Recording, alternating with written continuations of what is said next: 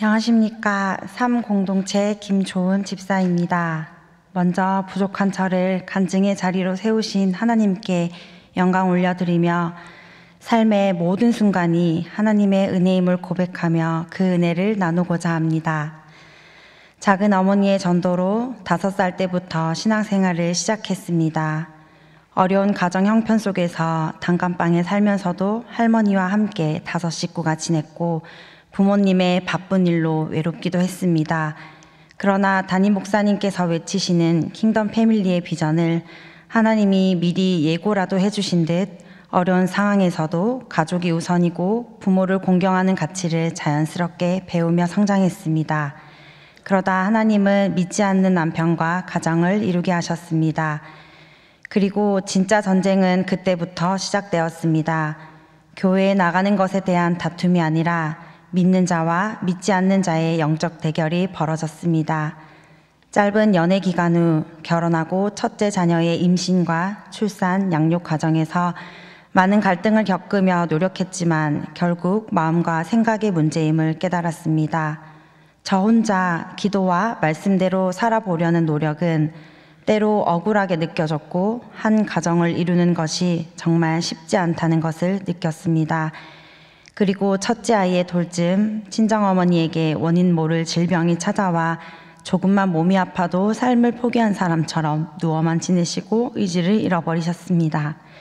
온갖 검사를 해보았지만 원인을 찾지 못했고 주변에서는 큰 이상이 없어 다행이라 위로했지만 저는 오히려 더 큰 병이라도 원인을 알고 치료하고 싶었습니다. 어머니의 아픈 모습을 보며 결혼에 대한 후회도 했습니다. 내가 결혼해서 엄마의 마음에 상처를 준 것은 아닐까?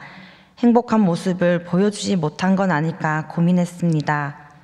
친정과 제 가정 모두 어두운 터널을 지나는 듯 했고 그 끝이 있을지 불안했습니다.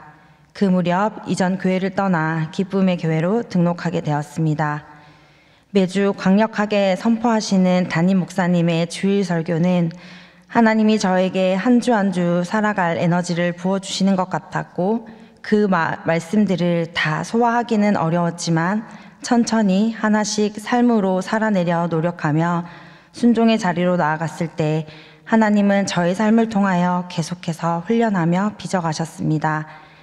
코로나로 모두가 어려운 시기를 지나면서 둘째를 출산 후 복직이라는 부푼 꿈을 안고 돌아갔던 회사에서 희망퇴직이라는 피해갈 수 없는 시험을 마주하며 힘든 시간을 다 보내기도 전에 퇴직 4개월 만에 셋째 자녀를 저희 가정에 허락하셨습니다. 맞벌이에서 외벌이로 수입이 줄어든 것도 마음이 어렵고 힘든 남편은 한 번도 계획해보지 못했고 꿈에서조차 생각해보지 못한 셋째 아이를 받아들이는 데는 꽤나 긴 시간이 걸렸습니다. 그 시간을 기다리는 동안 안타까운 심정으로 기도하면서도 육신의 자아를 완전히 꺾지 못해 우리 가정의 사단마귀를 내쫓는 것이 아니라 남편을 상대로 안 싸운 나를 손에 꼽는 게 쉬울 정도로 하루하루 전쟁을 치르며 살았습니다. 크고 작은 이벤트가 있었지만 하나님께서 함께 하심으로 건강하게 셋째 아이를 출산하게 되었고 연단과 인내의 시간을 보상해 주시는 듯 코로나로 긴 방학에 들어갔던 남편은 셋째 아이의 첫 출석 기도를 받으며 다시 예배의 자리로 나올 수 있게 되었습니다.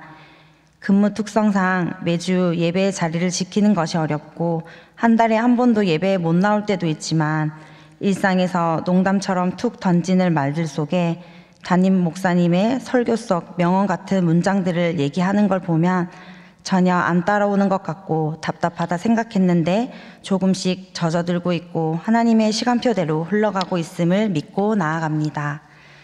3명의 자녀를 양육하며 교회와 가정의 섬김의 시작을 허락하신 하나님의 인도하심을 따라 작년 생선 제자반을 시작으로 올해는 생선 리더십 교육을 받는 중에 있습니다. 상반기 교육이 끝나고 방학이 시작될 무렵 친정어머니의 다시 시작된 무기력, 식욕 부진, 피로의 증상이 이제는 2발로 걸을 수도 없을 정도로 기운이 다 빠져 입원을 하게 되었습니다.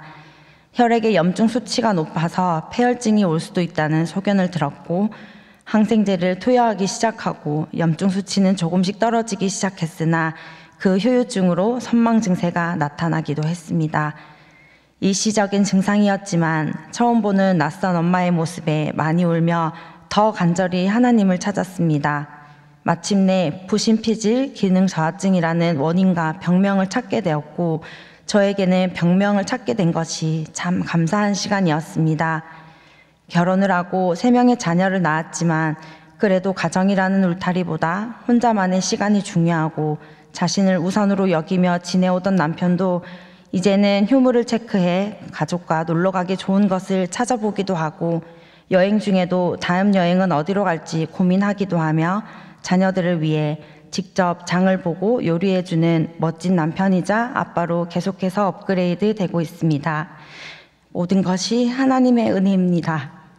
결혼 9년차를 살아오면서 남편에게도 저에게도 여러 가지 역경과 고난의 시간들이 있었지만 그 고난조차 하나도 낭비하지 않으시고 세밀하게 고치시고 만지시며 킹덤 패밀리를 이루어 가시는 하나님을 찬양합니다. 예배의 자리, 섬김의 자리로 더욱 나아갈 때마다 여전히 남편의 눈치도 보이고 어려움은 있지만 그것을 변명으로 삼아 뒤로 숨지 않고 돌파하여 순종할 수 있길 기도합니다.